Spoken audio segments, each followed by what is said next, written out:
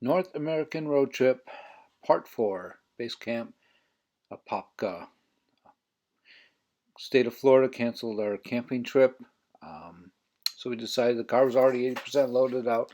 So we decided to go ahead and finish loading it out and do a little test of our packing, unpacking, setting up the tent. Particularly interested in how the air conditioner is working out. And, just everything was loaded out. I was really depressed when I heard the camping trip was canceled. All right, here we are in the car, all loaded up. Phoenix gives me good luck kisses, and then she's ready to go. Enough's enough. All right, put in gear. Let's go. Let's go. Let's go. Let's go. Let's go. All right, we're pulling out the driveway. On our way. Just going around the block. Everything's nice and smooth and tight. No rattles, no loose, no shifting gear. Phoenix quickly settles into her spot. That was our first critical point of this test, to make sure that all my passengers were comfortable, including Phoenix. Here's her bed. Now we're going to unpack the car.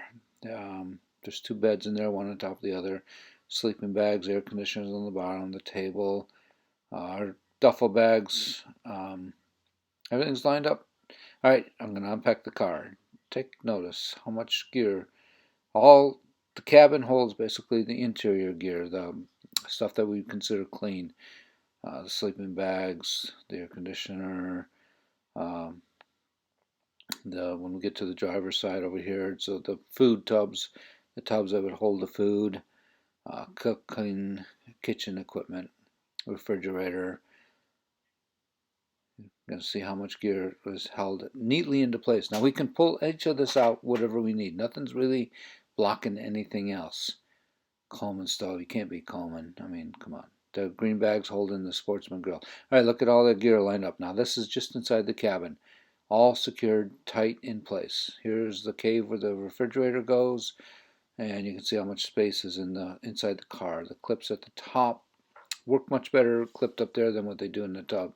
They don't get locked into each other. All right, I'm going to show you. Found a little bit additional space under a Phoenix bed in the footwell. There's a tub where extension cords, the manifold for the air conditioner, the air pump, the first aid kit, and our training harness all tuck in there. Bed goes back in place. All right, the trunk. We're going to unload the trunk. Here's a rake, the chairs, the Crua tent, poles, cots, the tent itself, the liner, the floor that goes on the liner, tarps, um, charcoal, the mattresses that go in the cots. Found this extra space in the trunk here. Look at this. Look at this extra space. They had a phone tray in there that held the air thing and the fuel funnel thing. I took that out and put a screen in to protect. Look at the screen right there. It protects the airflow around the battery. You've got a high voltage 7.5 kilowatt battery. You need to make sure that lithium ion battery breathes. All right, we're going to set up the tent now. This tent in the back here. I love this Crua Tri. It's perfect size for us. It works out really, really well. The only challenge I have with this tent are these poles. They go into place. They're color coded. This part's really easy getting this thing started. The challenge I have is loading up tension. I have a different idea for the next time. So this is my third setup of this tent. I felt like this was the most difficult, but that's what practice runs are for. Gonna set it up in the backyard, and then I learned from that and I'll apply it to the next trip. Here the tent's starting to go up, and stake it out and wrap it up. All right, tent's up. Put the floor in. This vestibule floor comes with the tent with the newer versions. It's actually a great dirt trap. We spent a lot of time in the vestibule. Fold the fly up out of the way, the screen up out of the way, and we're going to look at the temperature here in a second. All right, took me about 35 minutes to set the tent up. The last poles are the things. Phoenix says, all right, this will do. Where's my snack? I helped you out. Where's my snack? All right, this is the new additional equipment right here. Solar cover, solar reflector cover. It goes on the outside. Took a little time to put it up because I had to untie the knots on the ropes and fish it through the cover hole to keep it fitted. But I'm going to put carabiners in next time. I'll video that for the next trip. You can see it's a real lightweight cover, reflects the sunlight. When we're done here, we're going to have 3 layers. We're going to have the solar reflective layer, we're going to have the tent itself, and we'll have the interior quilted liner, keeping the solar energy out of the tent. All right, we're about 88 degrees right now. The app says it's about 87 out there. All right, we're going to put the liner in. The liner is marked, the yellow goes in the back, the red goes in the front, and then you just follow all the leads all the way around back and forth. Now this quilted liner is a game changer. Phoenix loves this quilted liner. I have to shoo her out of the way so that I can put the liner into place. The nylon floor, the tent itself, not that nice to touch, but it is weatherproof. It does its job. This quilted liner is a game changer. It's really nice to touch, really nice to be inside, and I'm looking forward to the insulating properties. Okay, we're going to see a little bit of airspace between this liner and the tent, which will be with the slip cover on the middle tent. That gets confusing. Anyhow, here we're going to open up the screen. Look at that. We're still holding right about 88 degrees, which is ambient temperature, and we're in the shade tree, but we're still in the sun. Here's the tent set up. We've got the chairs in place. Love these rocking chairs. You can see those white tubes coming out of the tent is the air conditioner for the heat exchange. One is drawing air in, the other is pushing warm air out. You can tell it's sucking heat out of the tent. There's the airspace between the 2 layers. Again, air is your natural insulator, your protection from the solar gain. And of course the inside would still be ambient, but the air conditioner is going to bring that temperature down. Put that Zero Breeze 2 on top of the tub, which worked as a pedestal, and then it collects the condensate underneath. The above vent there blows the air out. The lower vent takes the air in. Of course, the back tubes are the heat exchanger. Inside the tent, real quickly, we're at 68 degrees. Remember, it's almost 80 outside and 68 inside the tent, almost instantly. Phoenix still loves her cot. We're sitting on the chairs. Phoenix love gives me the hand. No more interview with her today. All right, here's dinner. We Sportsman Grill, again, campsites and state parks. Great campfire rings, but not so good for cooking on. And you got to cook on fire when you're camping. We marinate these chicken wings and chicken thighs in olive oil, jalapeno, onion, garlic. Marinate them all morning, and of course put them on the grill. The aroma here is outstanding, and the sear and the sound, and I'm getting hungry again. This is like repeat. All right, we tried a little different version. Had plenty of food to cook, so I had to cook in a little bit of batches. The jalapeno, the ones that are cut in half with the seeds removed are for me. The ones with the seeds steeping inside, adding more heat to the flesh of the jalapenos for love. All right, want to try out pellets. Now, I just threw these pellets on top of the charcoal ash, so they were supported. And, of course, we had a real nice campfire. I could also use logs in there. If I was just starting a fire from scratch, I could put a screen down, put the pellets on top of the screen. But I wanted to test it out, see how it gasified, how it worked. Here's Campsite Home. Love camp.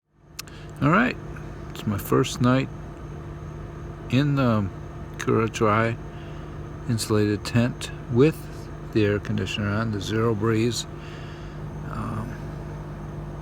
air conditioner. I just did a decibel reading. I'm laying right next to the Zero Breeze, and it reads in the low 60s, so that is not bad at all. It's a nice, pleasant drone sound from the fan.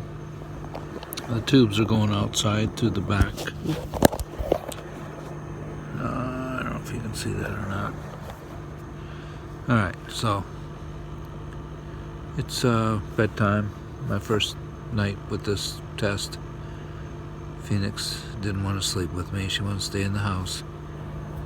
But I'm looking forward to trying this out for the night. Settling in, watching a movie. It's good. we'll check up on you later. Good morning. It's about 5 o'clock. Slept really good last night. Maybe I should turn that light off. Hold on 1 second. Okay. I don't know if you can see it. There's the zero breeze. Ran all night. I'm sitting right next to it. It got cold last night. I had to turn it off for a little bit. Very enjoyable. Let's see what the thermometer says here.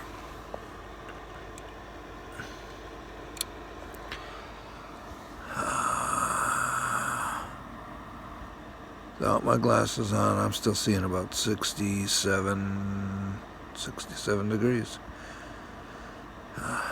That's pretty sweet. And as far as the noise, let's get a read right here.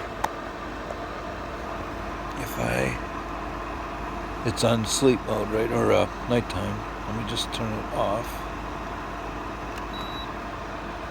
Takes a little bit of time to go through the processor, but the microphone should pick up. There it is, winding down right now.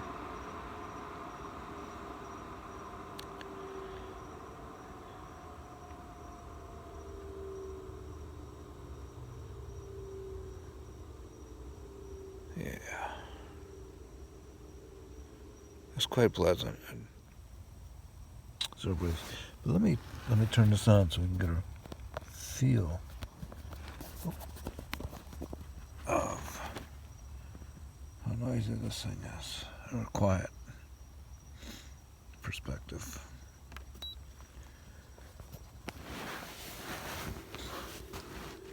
All right.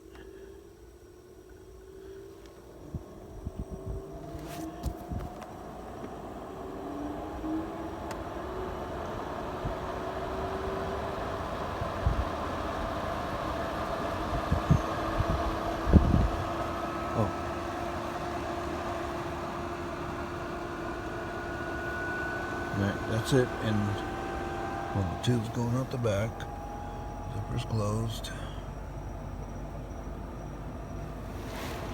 Now that's in regular mode, put it in nighttime mode.